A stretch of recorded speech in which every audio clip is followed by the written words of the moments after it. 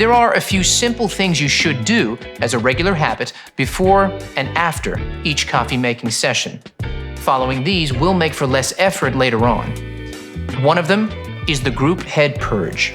Before your first extraction, insert the filter basket you intend to use for your shot into the portafilter.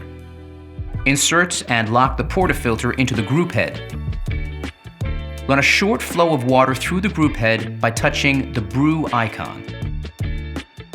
Allow water to flow for 5 seconds. Then, touch the Brew icon again to stop the flow of water. This will purge any ground coffee residue from the group head and stabilize the water temperature prior to extraction.